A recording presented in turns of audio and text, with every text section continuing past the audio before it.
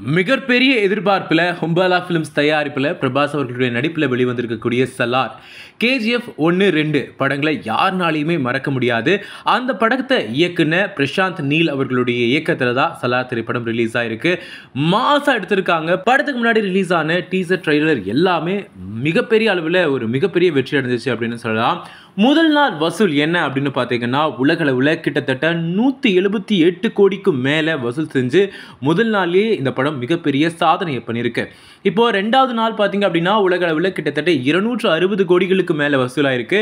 So ரெண்டே நாளில் உலகம் ஃபுல்லாக கிட்டத்தட்ட 250 கோடிக்கு மேலே கலெக்ஷன்ஸ் அள்ளி ஒரு மைல்கல்லா இப்போ சலார் படம் சாதனையை படைச்சிருக்கு. ஷாருக் கானுடைய படங்கள் இப்போ மறுபடியுமே சூடு பிடிக்க ஆரம்பிச்சிருக்கு. குறிப்பாக பார்த்தீங்கன்னா வித்தியாசமான கதைக்களங்களில் நடிச்சிட்டு இருக்காரு. அட்லினுடைய படத்துக்கு அப்புறமா இப்போ பார்த்தீங்கன்னா ராஜ்குமார் ஹிரானி அவர்களுடைய இயக்கத்தில் டன்கி திரைப்படத்தையும் ரிலீஸ் பண்ணியிருக்காங்க. ஸோ இந்த படத்தில் ஷாருக் கான் ஒரு வேற மாதிரி ஒரு படத்தில் நடிச்சிருக்காருன்னு சொல்லலாம். ஏன்னா பத்தான் ஜவான் ரெண்டுமே வந்து ஒரு கமர்ஷியலான ஒரு ஹிட் கொடுத்துச்சு. அதிலிருந்து முற்றிலுமே மாறுபட்ட ஒரு திரைக்கதையோட தான் நடிச்சிருக்காரு நம்மளுடைய ஷாருக் கான்.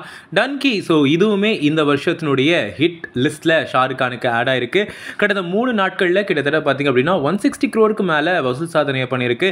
அடுத்தடுத்து 2 படங்களுமே மிகப்பெரிய ஒரு கலெக்ஷனை அள்ளி பாலிவுட்லையும் சரி உலக அளவிலையும் சரி இந்திய சினிமாவை பெருமைப்படுத்திட்டு இருக்கு.